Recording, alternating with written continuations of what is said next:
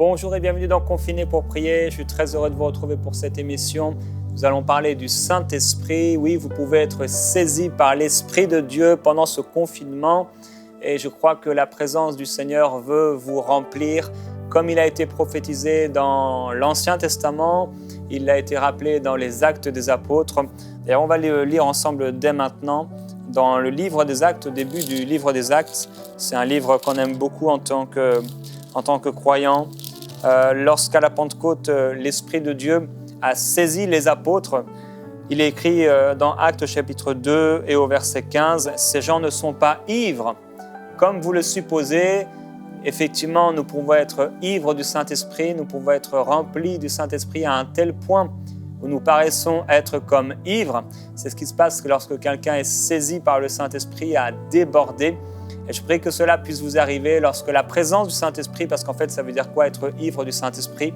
C'est lorsque la présence du Saint-Esprit est plus forte sur vous que toutes les choses qui peuvent être autour de vous, ou en d'autres mots, c'est lorsque vous êtes plus sensible ou vous réalisez encore plus la présence de Dieu, vous la ressentez davantage que tout ce qui peut vous entourer. C'est ça, être ivre du Saint-Esprit. C'est lorsque le Saint-Esprit déborde à l'intérieur de vous, et ça vous fait déborder, et ça vous amène dans la gloire de Dieu. Et il dit donc que ces gens ne sont pas ivres comme vous le supposez. Et quand on est ivre du Saint-Esprit, il peut se passer plein de choses. On peut commencer à être rempli d'une joie, de la joie du Seigneur. On peut commencer à pleurer dans la présence du Saint-Esprit. Quelqu'un peut être guéri parce qu'il est rempli du Saint-Esprit, ivre du Saint-Esprit. Quelqu'un peut tomber, se prosterner devant le Seigneur, tellement la présence du Seigneur sature cet endroit, comme il pouvait arriver au sacrificateur dans l'Ancien Testament, lorsque la nuée de Dieu remplissait toute la maison. Et de la même façon, à la Pentecôte, c'est cette même nuée qui était comme des langues de feu qui leur sont apparues et qui se sont descendues sur chacun d'eux. Ils ont été remplis tellement la présence de Dieu était forte, si forte dans cette chambre haute qu'ils se sont mis à parler en d'autres langues. Et donc Pierre dit, non, ils ne sont pas ivres comme vous l'imaginez, c'est que la 3e heure du jour, mais c'est ce qui a été dit ou prophétisé par le prophète Joël. Dans les derniers jours, dit Dieu, je répandrai de mon esprit sur toute chair. Et lorsque l'Esprit de Dieu est répandu, il y a plusieurs manifestations. Il dit ici, vos fils et vos filles prophétiseront. C'est ce qui se passe quand quelqu'un est rempli du Saint-Esprit, il peut se mettre à prophétiser. Vos jeunes gens auront des visions, c'est également une des manifestations de la présence du Saint-Esprit. Nous pouvons avoir des visions spirituelles et vous pouvez, si le Saint-Esprit le désire, avoir des visions spirituelles. Et vos vieillards auront des songes. Et là encore, je crois que c'est une promesse de Dieu pour nous. Dieu peut nous parler par des songes, selon son bon plaisir, selon sa volonté. Oui, sur mes serviteurs et sur mes servantes, donc les hommes comme les femmes qui servent Dieu, sur eux, dans ces jours-là, je répandrai de mon esprit et ils prophétiseront. Et il parle encore de différents signes de la manifestation du Saint-Esprit. Il dit « Quiconque invoquera le nom du Seigneur sera sauvé ». Et nous sommes dans ce temps-là où quiconque invoque le nom du Seigneur peut être sauvé. Alors, être saisi par le Saint-Esprit, pendant cette émission, on va avoir 3 intervenants. Le pasteur Raoul Wafo, le pasteur Joël Spinks et l'évangéliste apôtre Marcel Kwamenan qui vont nous encourager à travers des interventions qu'on aura donc l'occasion de regarder pendant cette émission. Et je crois que vous allez être fortement encouragés. Je les ai contactés et je leur ai demandé de nous partager quelques expériences qu'ils avaient vécues avec le Saint-Esprit lorsque le Saint-Esprit les a saisis. Et c'est tellement extraordinaire quand on est saisi par le Saint-Esprit.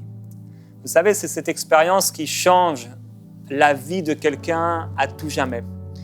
C'est de cette expérience que cette personne parlera régulièrement jusqu'à la fin de sa vie, même s'il y aura peut-être des expériences semblables. Mais lorsque ça arrive la première fois, c'est vraiment, vraiment extraordinaire. Et aujourd'hui, notre verset du jour, c'est un verset qui se trouve dans 1 Samuel au chapitre 10 et au verset 6. Il est écrit, et c'était à propos de Saül, « L'Esprit de l'Éternel viendra sur toi, tu prophétiseras avec eux et tu deviendras un autre homme. » Waouh! Quand le Saint-Esprit vient sur quelqu'un, il devient une nouvelle personne. Et j'ai encore besoin d'être saisi par le Saint-Esprit. En réalité, je dépends de lui et nous dépendons de lui, nous dépendons de la présence du Saint-Esprit. Alors c'est intéressant ici lorsque Dieu a appelé Saül, il est écrit au chapitre 10 au verset 1 de 1 Samuel, et ce qui est drôle, c'est que Samuel ne savait absolument pas, et c'est ça quelque chose que j'aimerais faire ressortir aujourd'hui. Je crois que le Seigneur m'a inspiré à faire ressortir cette pensée, c'est que beaucoup d'entre eux n'imaginaient pas un seul instant ce qu'ils allaient vivre. Mais ce n'est pas parce qu'ils n'imaginaient pas un seul instant ce qu'ils allaient vivre que nous n'avons pas une part de responsabilité ou une part à faire avant d'être touchés par Dieu. Je crois que plusieurs personnes sont saisies par le Saint-Esprit sans s'être attendues à quoi que ce soit. Mais je crois que souvent, il y a eu quelque chose de préparatoire, comme une préparation à ce temps particulier. Par exemple, à la Pentecôte, nous l'avons vu, les 120 étaient dans la chambre haute, il y avait là des hommes et des femmes, et personnellement, je crois qu'il y avait là aussi des enfants. Et ils ont tous été remplis du Saint-Esprit. Mais pourquoi ont-ils été remplis ou saisis par le Saint-Esprit? C'est parce que le Seigneur Jésus-Christ leur avait dit d'attendre à Jérusalem et de prier. Et ils allaient là, à la chambre haute, je crois qu'ils y allaient chaque jour, et ils ont prié un jour après l'autre, une semaine après une autre. Ils s'attendaient à vivre quelque chose. Mais par eux-mêmes, ils ne pouvaient pas le faire. Il fallait que ce soit au temps de Dieu qu'ils soient remplis du Saint-Esprit. Mais leur part, ils ont une part à jouer. Et s'ils n'étaient pas allés dans la chambre haute, eh bien, j'aurais été surpris de voir qu'ils aient été remplis du Saint-Esprit. Non, il y avait quelque chose à faire. Ils devaient obéir au Seigneur. Ils se sont attendus à Dieu et ils ont été remplis, saisis par le Saint-Esprit. Donc, on peut être saisi par le Saint-Esprit sans s'être attendu à rien. Et on peut être saisi par le Saint-Esprit en s'étant préparé. Et on a plus de chances, bien sûr, d'être saisi par le Saint-Esprit ou d'être rempli par le Saint-Esprit en s'étant préparé qu'en ne s'étant pas préparé. Alors, dans ce temps de confinement, plusieurs vous êtes encore confinés à la maison. Comme je l'ai déjà dit et comme je l'ai répété, il ne faut pas que ce soit du temps perdu. Il ne faut pas que ce soit juste du temps de repos, même si le repos est important pour ceux qui ont besoin de repos.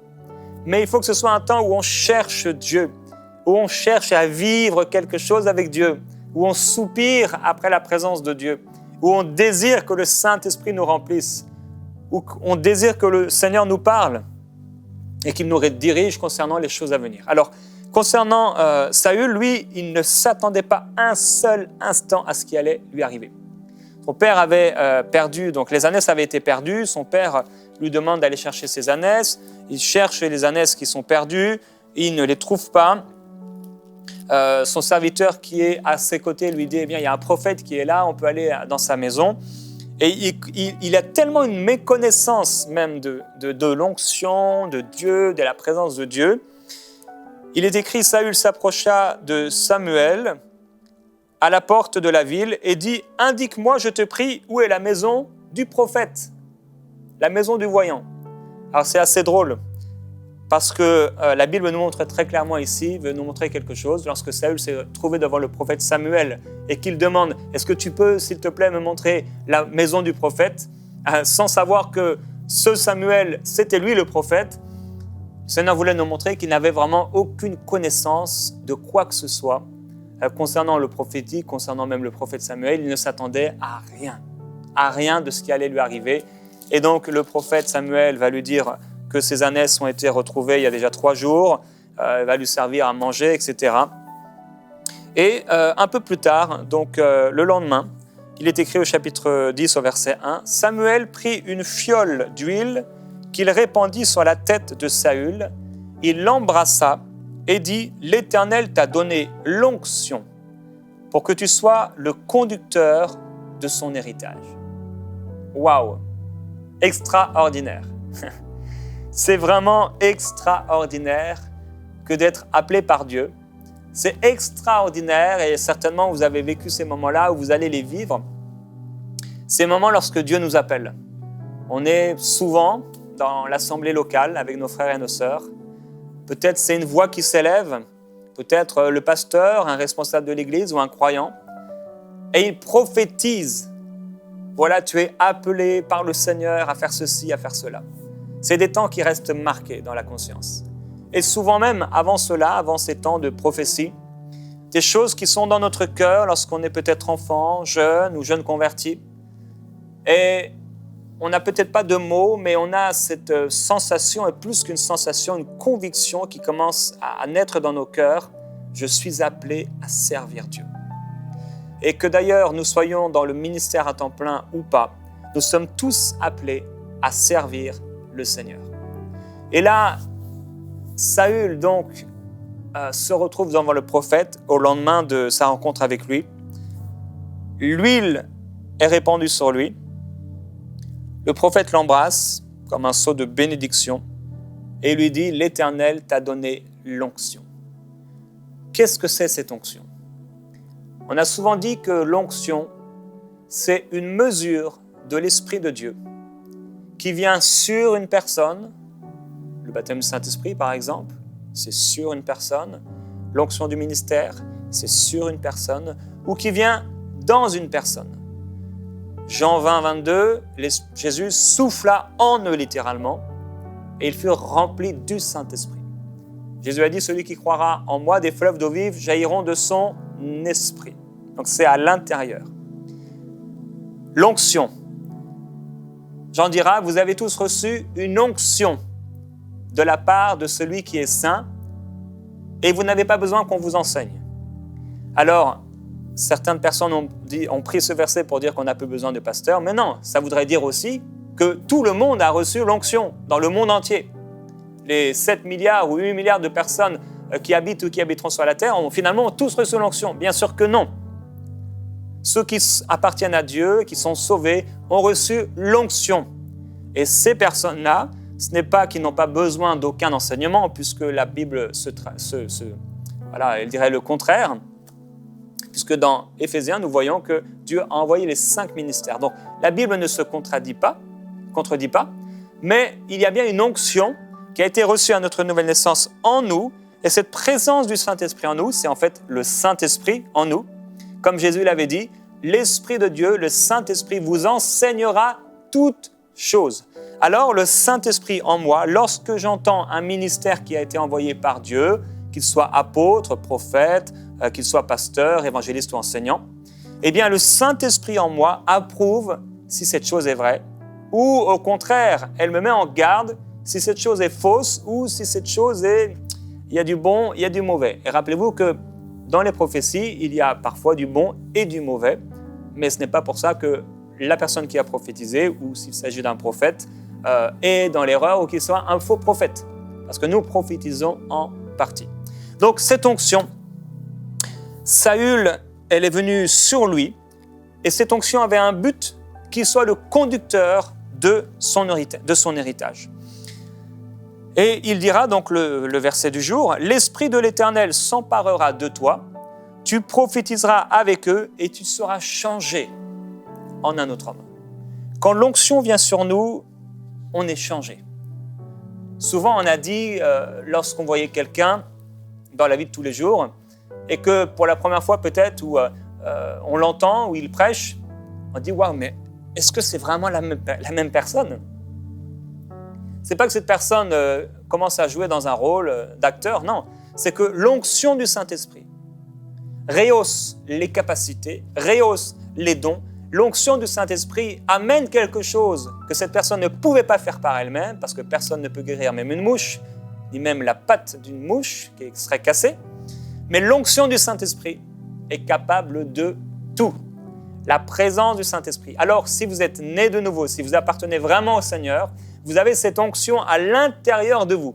Vous êtes devenu le temple du Saint-Esprit et Dieu habite dans votre cœur. Et vous avez été changé comme moi en une autre personne. On est devenus des nouvelles créatures. Alors, ce qui n'était pas le cas de l'Ancien Testament, mais quelque part, ils étaient vraiment quand même changés et transformés à cause de cette onction. et qui les rendait capables, dans le cas de Saül, de pouvoir être le conducteur de l'héritage de Dieu, donc du peuple de Dieu. L'onction nous change. L'onction nous transforme. L'onction nous change. La présence de Dieu, elle est extraordinaire. Elle est puissante. Et on va écouter un encouragement, ce qu'a vécu le pasteur Raoul Wafo lorsqu'il était plus jeune. Je crois que ça va vous donner soif de cette présence du Saint-Esprit. En 1997, alors que j'étais en Sierra Leone, je n'étais pas baptisé du Saint-Esprit. Je ne parlais pas en d'autres langues. Je n'avais pas d'évidence. Justement, j'avais été rempli du Saint-Esprit. Et au fond de mon cœur, je le désirais profondément. Je me suis mis sur mon balcon et j'ai commencé à me rappeler la parole du Seigneur qui dit « Si donc, méchants comme nous sommes, nous savons donner de bonnes choses à nos enfants quand ils nous les demandent, à plus forte raison, le Seigneur ne nous donnera-t-il pas le Saint-Esprit si on le lui demande ?» J'ai levé mes mains vers le saint trône de sa grâce et j'ai dit « Seigneur, aujourd'hui par la foi, je veux parler en langue. » Je me suis souvenu que je priais pour beaucoup de personnes qui étaient remplies du Saint-Esprit, qui parlaient en langue. Mais moi, je n'avais pas fait cette expérience. En cette saison, j'avais besoin de direction. En cette saison, je voulais avoir une précision sur là où Dieu m'enverrait le servir. Je savais que le temps était arrivé pour moi d'aller dans les nations. Et j'avais besoin de passer du temps avec Dieu. Je soupirais après le fait d'être revêtu d'une autre dimension d'onction et de grâce. C'est alors que, levant mes mains sur le balcon, par la foi, j'ai dit, Seigneur, je me mets à parler en langue. Et j'ai été envahi d'une présence indescriptible. J'ai commencé à parler en langue. J'ai commencé à parler. Et en certain moment, j'ai dit, Seigneur, tu as dit parler en d'autres langues. Donc, j'ai désiré plusieurs langues. C'est ainsi que j'ai éclaté en langue. J'ai parlé plusieurs langues. Et ça a duré un temps que je n'ai pu vraiment nommer ou décrire en termes d'heures. Et dans ce moment-là, il y a eu quelque chose à l'intérieur de moi. Je voulais vraiment avoir une réponse claire de la part du ciel. Et pendant près de 7 jours, je ne dormais pas plus de 2 heures. Car du matin comme au soir, j'étais confiné dans ma chambre. Et je parlais en langue, et je parlais en langue, et je parlais en langue, et je parlais en langue. Quand je sortais, c'était juste pour mettre quelque chose de léger dans la bouche et je retournais dans la chambre. Ça a duré 7 jours. Et au 7e jour, c'est là où le Seigneur, justement, m'est apparu. Et il m'a parlé clairement. Il m'a dit, je veux te montrer où tu vas partir. Cependant, j'ai besoin d'une chose. Donne-moi ta famille en sacrifice sur l'autel de la consécration. Et cette parole est montée dans mon cœur. Celui qui aime son père ou sa mère plus que moi n'est pas digne du royaume des cieux. Et c'est alors que j'ai dit, Seigneur, je suis prêt. À partir où tu m'envoies. Et j'ai donc par la foi déposé ma famille sur l'autel et j'ai commencé à pleurer, j'ai commencé à pleurer. Et cette nuit-là, Dieu m'a justement délivré, a brisé le lien justement qui existait dans la chair avec ma famille, me permettant ainsi justement d'être à son service dans les nations. Et c'était extraordinaire. Vraiment un moment fabuleux que je n'oublierai jamais. C'était un moment d'instance visitation. Mais ce qu'il faut observer et noter, c'est que cette visitation n'a été possible que parce que je l'ai désiré à l'intérieur de moi. Donc si pendant ce moment de confinement, pendant ce moment où tu ne vas plus au travail comme tu y allais, pendant ce moment où il n'y a plus d'occupation autour qui t'empêchait d'avoir justement une communion parfaite avec Dieu, même en tant que serviteur de Dieu, cette saison peut être une saison propice pour le déclenchement dans notre palier, dans notre niveau, d'une autre dimension avec Dieu. Et je te le souhaite de tout mon cœur au nom suprême de Jésus. La Bible dit, heureux ceux qui ont faim et soif de la justice de Dieu, car ils en seront rassasiés. Ces choses arrivent parce que nous le désirons. Oui, si tu le désires, tu vas passer en autre palier, non simplement de la communion avec Dieu par son esprit, mais aussi même la dimension de la compréhension de sa parole. Les flots de la vie, les sources d'eau vive qui vont jaillir de l'intérieur de toi pour t'amener à un autre palier, justement, de la démonstration de cette vie. Le surnaturel deviendra quelque chose de commun. Et je te garantis, et à ce moment-là, tu souffriras vraiment comme le vent. En entendant le bruit, on ne saura d'où il vient, ni où il va. Et c'est ainsi que Dieu travaille avec les personnes, justement, qui sont attachées à lui, des personnes qui désirent un autre palier, une autre dimension de la vie avec lui. Que Dieu te bénisse abondamment et que justement, en cette saison, cette expérience soit ta portion au nom suprême de Jésus. Demeure béni. Amen et merci pasteur Raoul.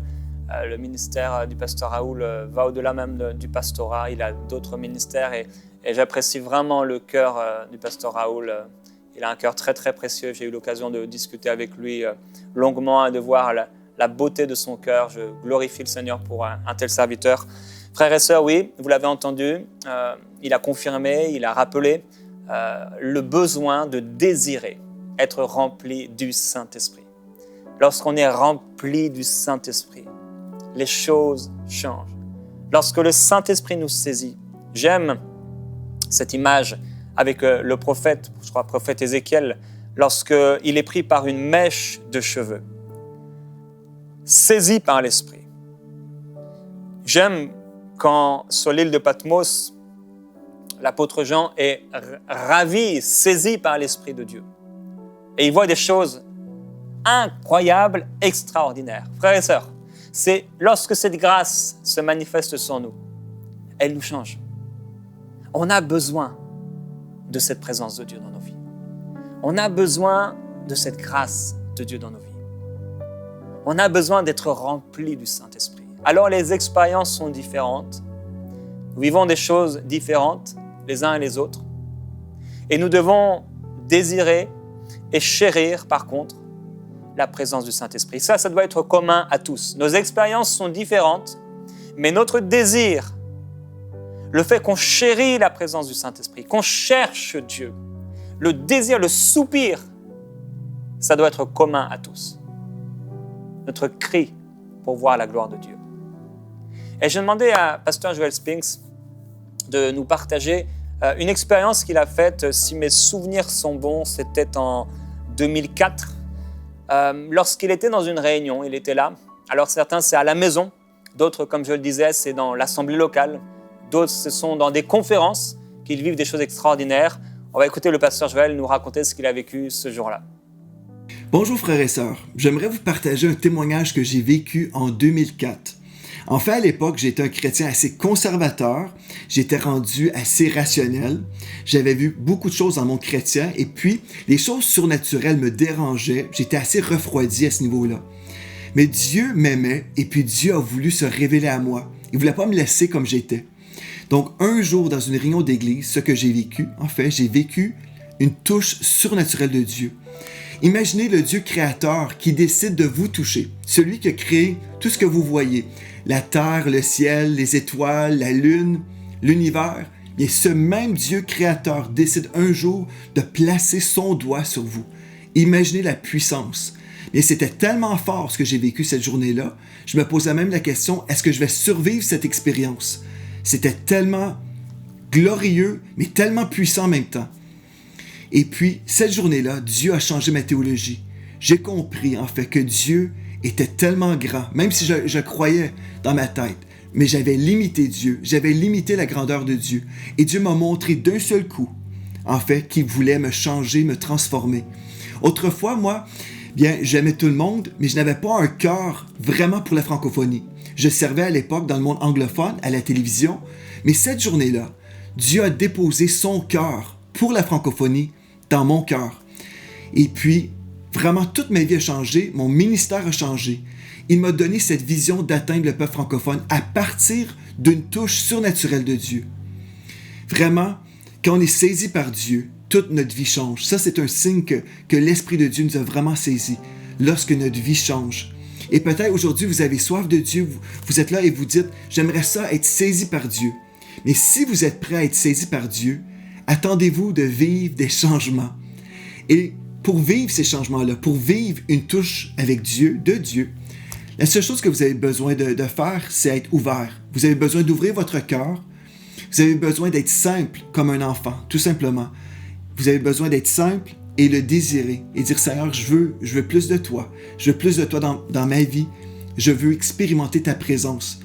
Et si vous avez vraiment soif de Dieu, je crois qu'il va vous visiter, il va vous rencontrer. Peut-être pas comme moi, peut-être d'une autre façon, mais peu importe, il va vous saisir si vous êtes prêt à le désirer et à l'aimer. Que Dieu vous visite aujourd'hui, que le Seigneur vous visite d'une façon surnaturelle et qu'il vous fasse goûter à son amour. Soyez bénis. Amen, merci Pasteur Joel. À nouveau, le Pasteur Joel confirme ce qui a été dit, le fait de désirer et de vouloir être touché, saisi par le Saint-Esprit, c'est vraiment quelque chose d'important. Et il y a quelque chose qui... pourquoi souvent ça se passe lorsque nous sommes à l'église, même des fois aussi quand on est à la maison, mais lorsque nous sommes là et nous sommes dans l'adoration, dans la louange, il y a un verset qui se trouve dans 2 Rois, chapitre 3, au verset 15. Le prophète Élisée était là et il dit « Maintenant, amenez-moi un musicien. » Et comme le musicien jouait, la main de l'Éternel fut sur Élisée et il se mit à prophétiser.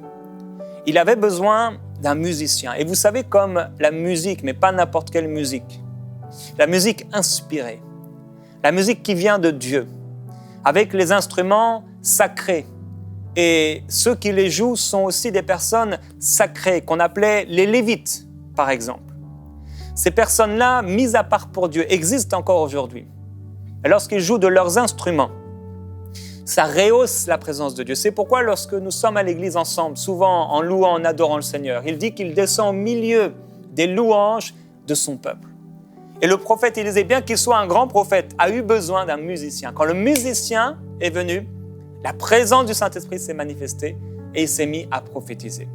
Et vous avez certainement déjà vécu ça lorsque vous êtes dans votre assemblée, et on a hâte d'y retourner pour ceux qui sont confinés. Il y a des moments où, si vous avez la possibilité déjà dans votre assemblée, vous sentez une pensée, vous sentez une impulsion pour dire quelque chose. Ce qui peut s'appeler par exemple la prophétie, ou peut-être une parole de connaissance, peut-être c'est une parole de sagesse, ou peut-être c'est un don pour faire quelque chose, don de guérison, don de miracle, ou même de don de foi qui peut se manifester, sous l'impulsion du Saint-Esprit. C'est ce qui est arrivé dans 1 Samuel. Donc on peut imaginer la présence du Saint-Esprit là, peut-être il y a un musicien, bien sûr ce n'est pas obligatoire, mais ça aide. Et c'est plutôt dans Nombre, on a lu le passage déjà de 1 Samuel, dans Nombre au chapitre 11, et au verset 24, il est écrit « Moïse sortit et rapporta au peuple les paroles de l'Éternel, il rassembla 70 des anciens du peuple et les plaça autour de la tente. L'Éternel descendit dans la nuée et lui parla.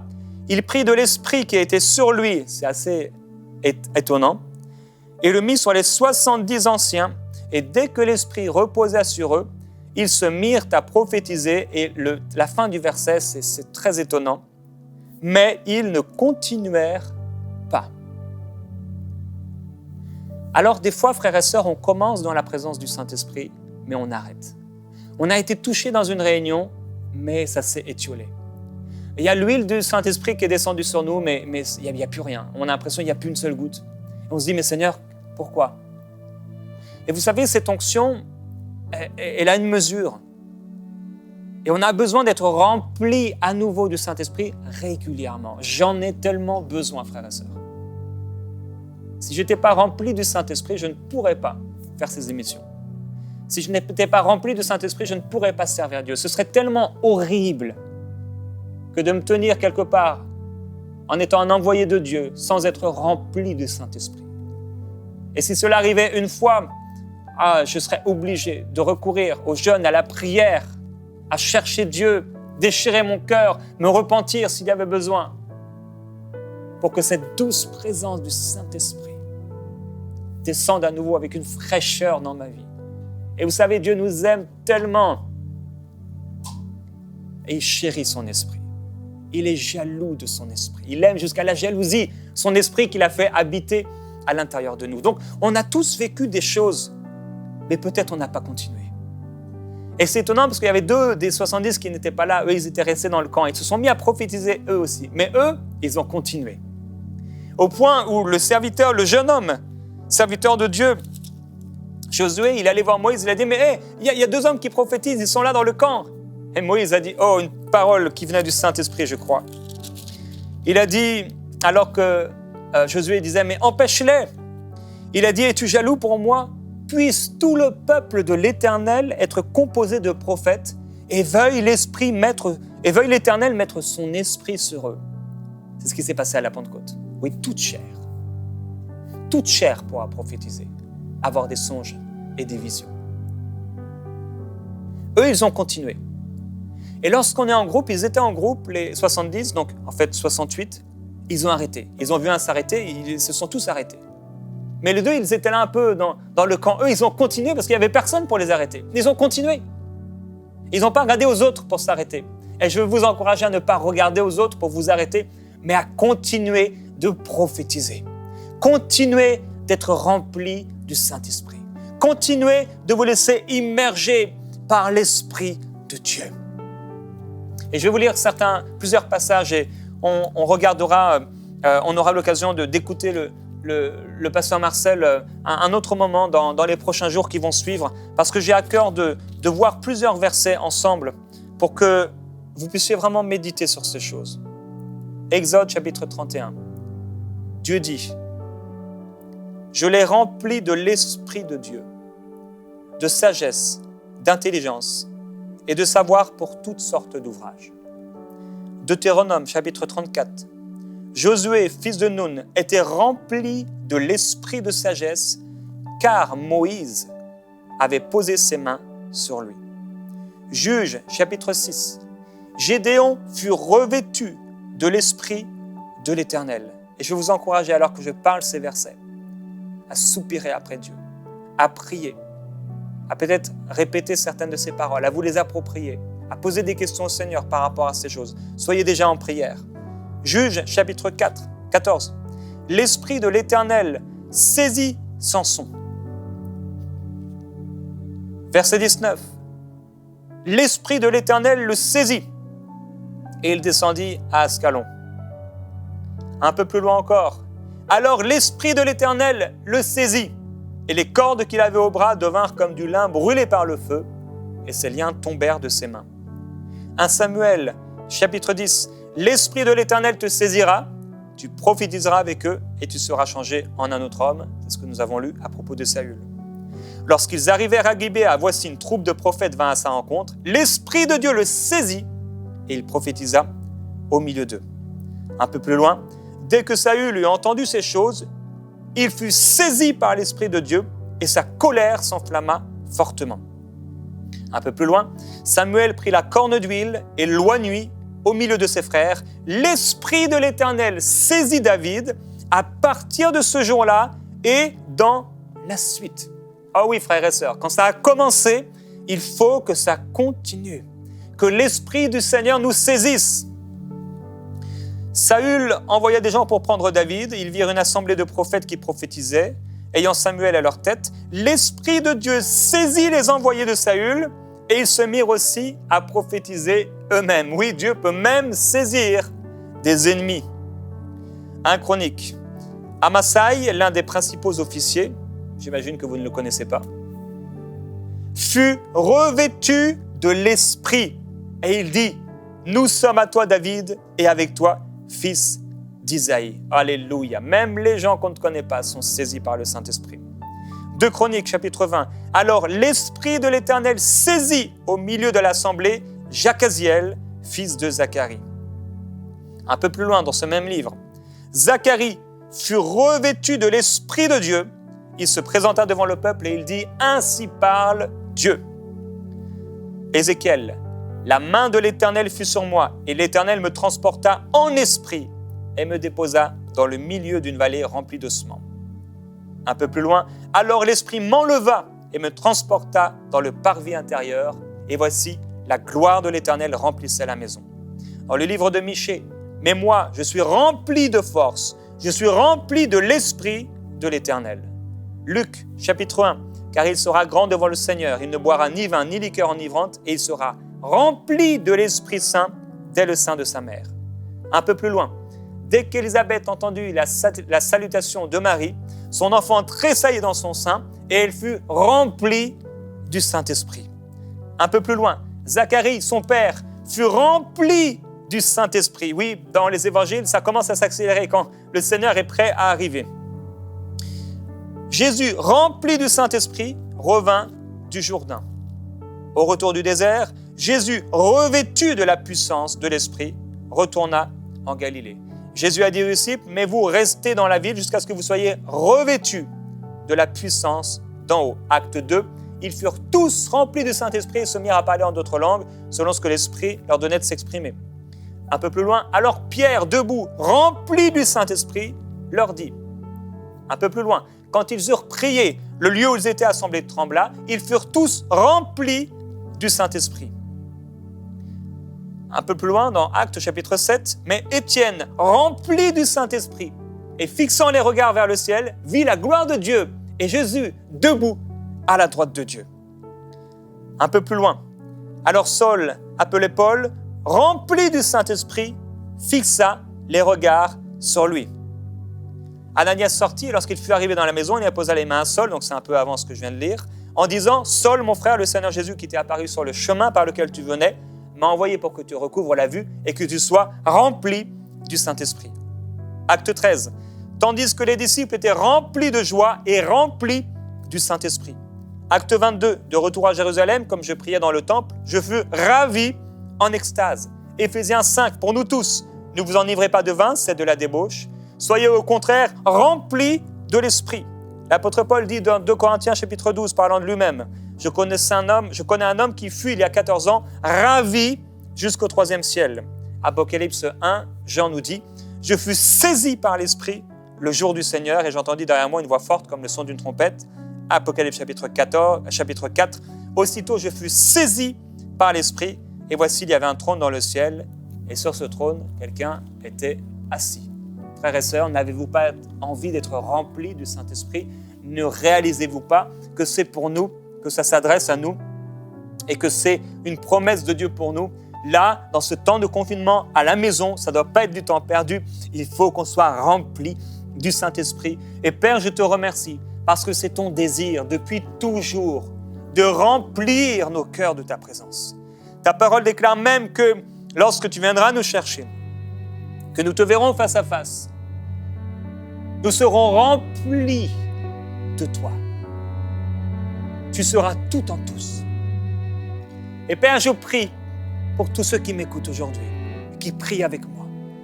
Je te demande, Père, à partir de ce moment court qui nous reste, saisis, remplis, revêt, glorifie ton nom. Remplis, revêt, Seigneur, du Saint-Esprit, mes frères et sœurs.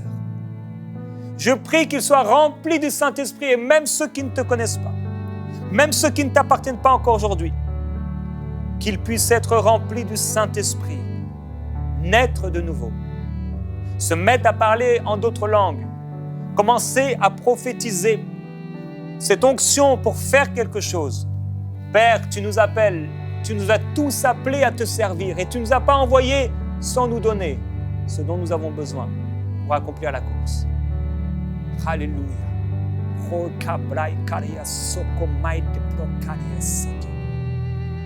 Quelle grâce. Il y a quelqu'un qui soupire pour le baptême du Saint-Esprit et c'est ton moment. Libère maintenant ces paroles. C'est ni par force et ni par puissance humaine, mais c'est par son esprit. Alléluia. Laisse-toi remplir par le Saint-Esprit. Il y a un frère et une sœur qui a besoin, parce que tu t'es vu, quand j'ai dit que c'était comme s'il n'y avait plus qu'une goutte d'huile, tu t'es dit, ça c'est moi. Et tu as besoin de ce rafraîchissement. Laisse-toi remplir par le Saint-Esprit. Soupire après lui. Ô Saint-Esprit, remplis-les de ta gloire. Remplis-les, saisis-les, inonde-les de ta présence. Viens les toucher, viens les fortifier, viens les saisir, viens les rendre ivres de toi. Nous voulons plus de toi. Nous voulons plus de ta présence. Nous avons faim et soif de toi, merveilleux Saint-Esprit. Nous n'en avons pas assez, nous voulons toujours plus de ces fleuves qui jaillissent. Nous voulons agir sous l'impulsion de ton esprit. Nous voulons cette onction pour accomplir notre ministère. Ô précieuse onction que tu chéris. Tu ne la partageras pas, tu ne partageras pas ta gloire, Seigneur. Alléluia. Mais tu veux donner ta gloire à tes fils et à tes filles qui marchent dans tes voies. Comme tu l'as dit, Seigneur Jésus-Christ, cette gloire que tu m'as donnée, je la leur donne. Et je prie que cette gloire, merveilleux Jésus-Christ, vienne sur nous afin que nous puissions, après t'avoir servi et porté du fruit en grand nombre, te rendre toute la gloire. Père, je prie pour mes frères et mes sœurs qui écoutent. Certains sont là, ils sont appelés au ministère de la parole. Merci parce que tu les prépares, merci parce que tu les équipes. Merci parce que tu les mets à part. Merci parce que dans ce temps particulier, tu prépares leur cœur. Je prie, Père, que leur caractère soit changé. Je prie que leur caractère soit sanctifié. Je prie qu'ils puissent te glorifier. Je prie qu'ils puissent t'élever. Merveilleux Jésus-Christ, pour ta gloire.